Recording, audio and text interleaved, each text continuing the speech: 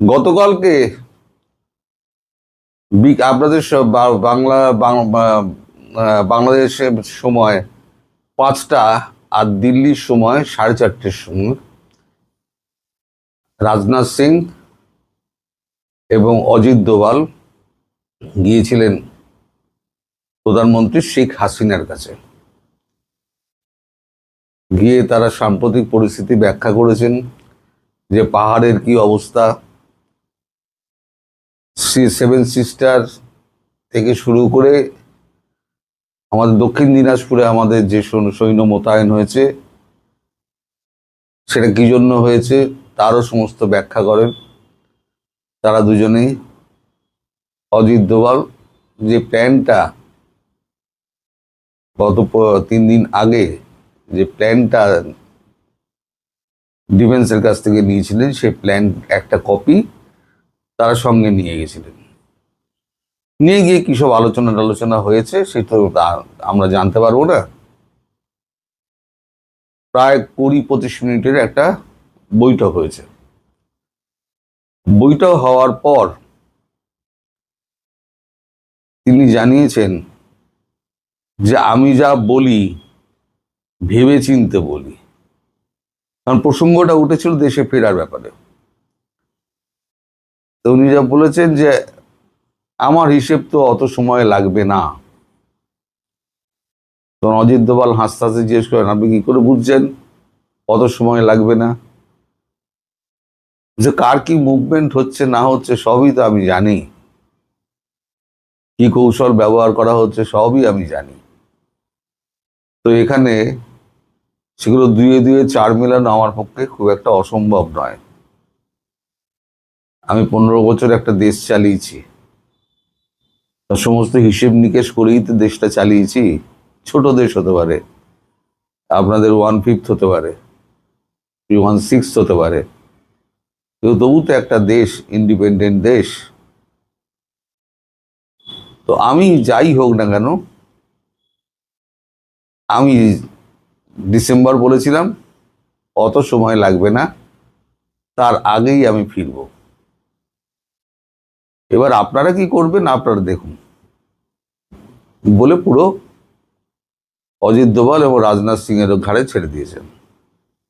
এবার আপনারা বুঝে দেখুন, মানে আপনারা কি করবেন আপনারা বুঝে দেখুন। এরা দুজনে মুখ চাওয়াচাই করছেন, অজিত দোভাল এবং রাজনাথ সিং। উনি কি বলতে চাইছেন?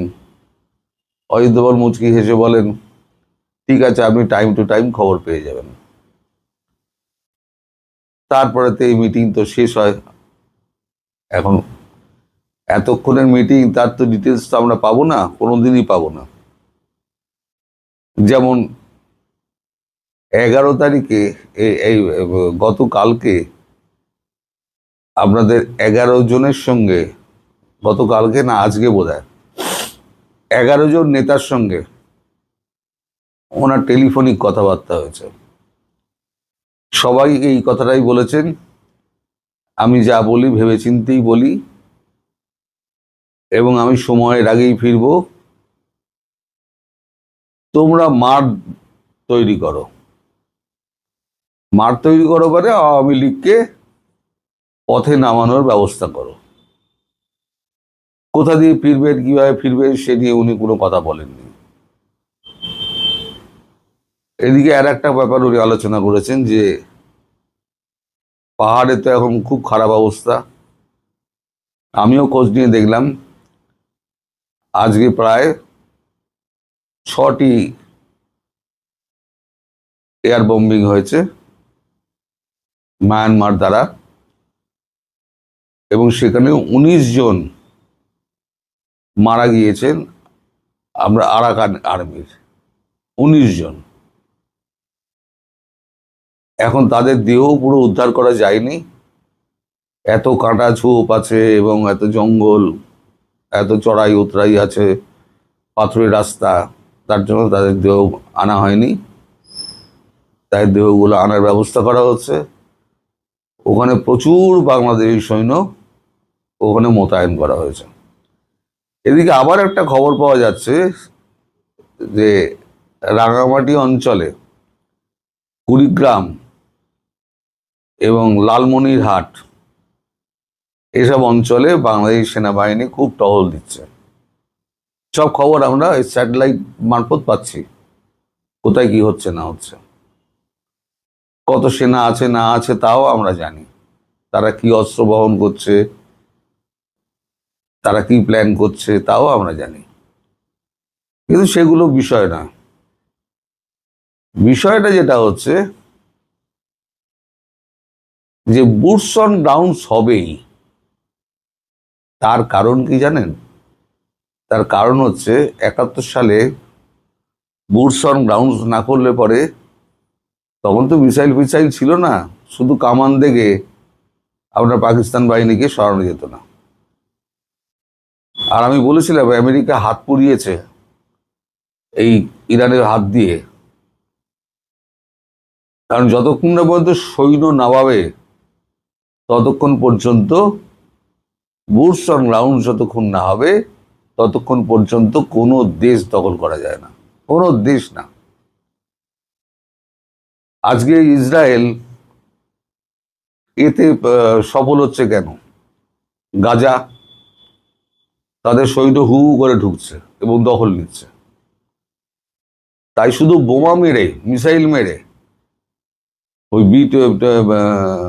বি টু মেরে, বোমবাস্টার মেরে কাত করা যাবে না, কোনো দেশকে কাত করা যায় না। এমনকি ভারতও বাংলাদেশকে কাত করতে পারবে না, এটাই সত্যি। অতএব বুটস অন গ্রাউন্ডস হবে, সেটা আন্দাজ করতে পারছে বাংলাদেশ সেনাবাহিনী। এদিকে ভারতবর্ষ যেটা প্ল্যান করেছে, আপনাদের মনে আছে মিয়ানমারের প্রেসিডেন্ট ভারতবর্ষে এসেছিলেন, তখন তাদের মধ্যে একটা চুক্তি হয়। পরবর্তীকালে জানা গেছে যে মিয়ানমার ভারতের সঙ্গে হাত মিলিয়ে ভারতের যে সমস্ত নিবেশ আছে সেগুলোকে সুরক্ষিত রাখবে, আর যাবতীয় অস্ত্র শস্ত্র সমস্ত ভারত দেবে। এই পাহাড়টাকে ওই দখল মুক্ত করতে হবে, অর্থাৎ অশান্তিটা জিইয়ে রাখো। এদিকে কিছু ট্রুপকে আটকে রাখা, রাঙামাটির দিকে কিছু ট্রুপকে আটকে রাখা, কুড়িগ্রাম ওই অঞ্চলে আটকে রাখা। অর্থাৎ আমার যা মনে হচ্ছে প্ল্যানটা হচ্ছে যে শেখ হাসিনার দেশে ফেরার আগে দেশে একটা তুমুল অশান্তির সৃষ্টি হবে, সেটা সেনা মধ্যে দিয়ে হোক অথবা আপনার প্রশাসনিক দিক দিয়ে হোক, রাজনৈতিক নেতাদের মধ্যে দিয়ে হোক, একটা তুমুল অশান্তির সৃষ্টি হবে। অশান্তি মানে সিদ্ধান্তহীনতায় সব ভুগবে। মানে দুদিক দিয়ে যদি আক্রমণ হয় তাহলে পরে একটা ছোট দেশের পক্ষে, যার সীমিত সেনাবাহিনী, সীমিত গোলাবারুদ, তার পক্ষে সম্ভব নয় টিকে থাকা। বিশেষ করে ভারতের বিরুদ্ধে টিকে থাকা সম্ভবই নয়।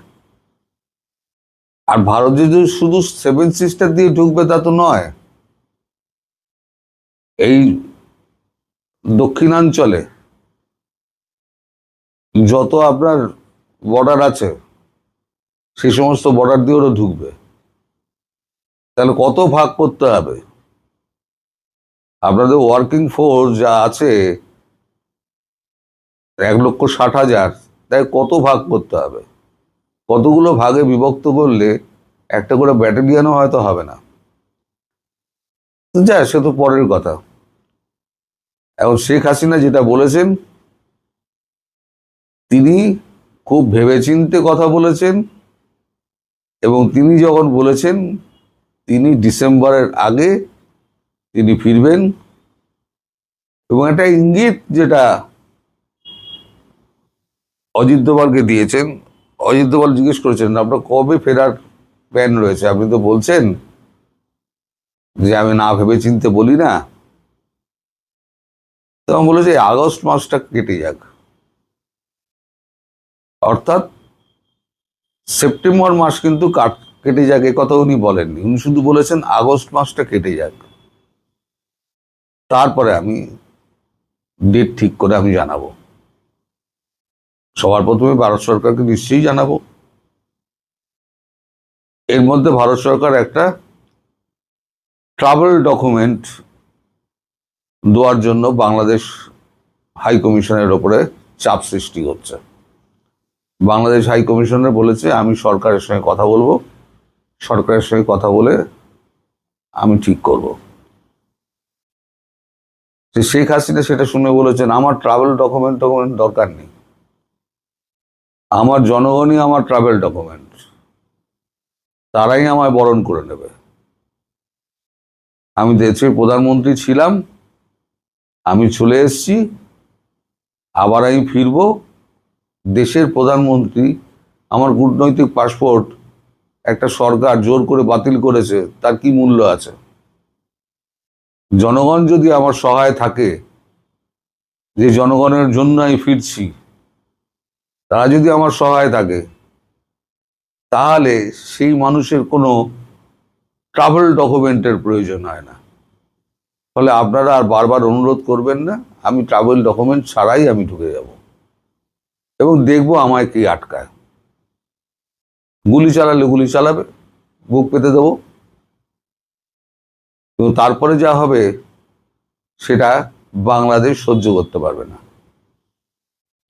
তো এই খবরটি জোগাড় করতে করতে আমার অনেক বেলা হয়ে গেল। মানে দিল্লি হয়ে এই খবর আসে এখানে, তাই আমি 1:30টার সময়, মানে দুপুর 2টোয় আপনাদের ওখানে যে খবরটা হয়, সেটাতে আমি এটা দিতে পারিনি। তাই এই খবরটা আমি এখন দিলাম। আগামীকাল যুদ্ধ পরিস্থিতি নিয়ে আমি আপনাদের আপডেট দেব, যে পাহাড়ে আপনাদের কি অবস্থা, লেটেস্ট কি অবস্থা, কতগুলো জায়গা বেদখল হয়েছে, কতগুলো জায়গা আরাকান আর্মি দখল করেছে, এবং আরসার কি অবস্থা, শান্তি বাহিনীর কি অবস্থা। তো 1000টা গ্রুপ রয়েছে, ইউডিএফ অনেক হাজার গ্রুপ রয়েছে। তো আজকে যে 11 জনের সঙ্গে কথা হয়েছে তার, সেখানেও তিনি নিশ্চিত করেছেন যে আমি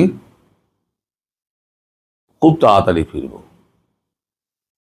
এবং জানিয়েই ফিরব, দেখি কি করে। তার এই চ্যালেঞ্জকে অ্যাকসেপ্ট করতে পারবে তো আজকে সরকার? দুদিকে যখন যুদ্ধ হবে, দুই ফ্রন্টে, একদিকে হচ্ছে মায়ানমারের সঙ্গে লাগিয়ে রেখে দিয়েছে, একদিকে ভারতের 3-4 ফ্রন্টে যুদ্ধ, সামলাতে পারবে তো? অর্থনীতিতে এই অবস্থা। তো যাই হোক, এখন দেখা যাক। আগামীকাল আপনাদের সঙ্গে দেখা হবে এই যুদ্ধ পরিস্থিতি নিয়ে কথা বলতে। সবাই ভালো থাকবেন, সুস্থ থাকবেন, সাবধানে থাকবেন। নমস্কার।